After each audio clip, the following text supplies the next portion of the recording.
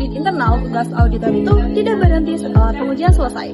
Justru hasil audit itu harus dikomunikasikan dengan cara yang tepat supaya bisa dipahami dan ditindaklanjuti oleh manajemen.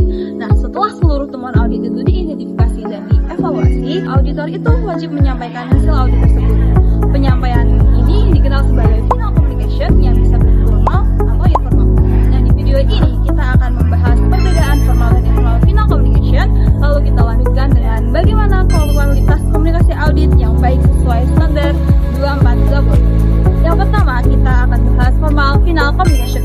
Dan komunikasi formal itu digunakan ketika temuan audit itu bersifat cukup serius, terutama jika sudah berdampak pada pengendalian utama atau key control. Nah, dalam kondisi ini, hasil audit itu perlu diketahui oleh manajemen di level yang lebih tinggi.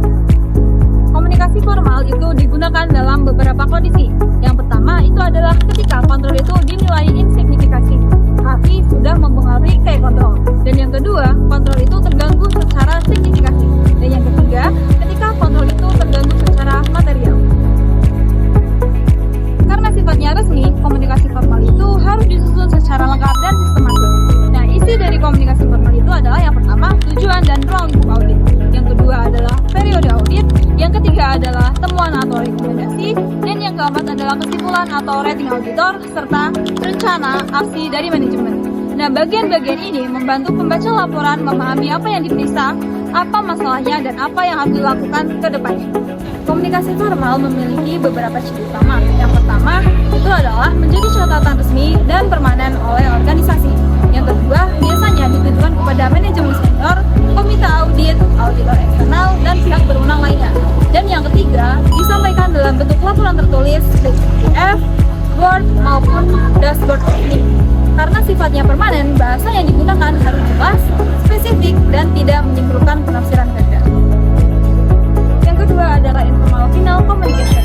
Komunikasi informal ini dipakai ketika seluruh temuan audit itu bersifat ringan, tidak berdampak pada kontrol, dan hanya berkaitan dengan sistem dari kontrol. Nah, komunikasi informal ini digunakan ketika temuan-temuan itu insignifikan, tidak adanya kontrol yang terganggu, dan temuan hanya menyangkut pengendalian pendukung. Walaupun bentuknya informal, komunikasi ini tetap merupakan komunikasi akhir audit dan tetap memenuhi kewajiban pelaporan sesuai standar IIA. Namun, komunikasi ini hanya disampaikan kepada manajemen unit yang diaudit. Di sisi lain, auditor tetap wajib menginformasikan kepada manajemen senior, audit komit, dan auditor eksternal bahwa tidak ada temuan pada key control. Standar 2420 menegaskan bahwa setiap komunikasi hasil audit, baik formal maupun informal, harus memiliki kualitas yang baik. Ada 7 kriteria yang harus dipenuhi. Yang pertama adalah akurat. Yang kedua adalah objektif. Yang ketiga, jelas. Yang keempat, ringkas. Yang kelima, konstruktif. Yang keenam, lengkap.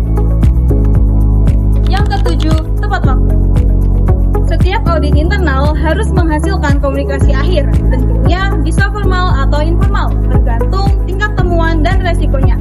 Namun, apapun bentuknya, komunikasi audit harus memenuhi kualitas komunikasi sesuai standar 2420. Dengan komunikasi yang akurat, jelas, dan konstruktif, hasil audit tidak hanya menjadi laporan, tetapi benar-benar menjadi alat perbaikan bagi organisasi.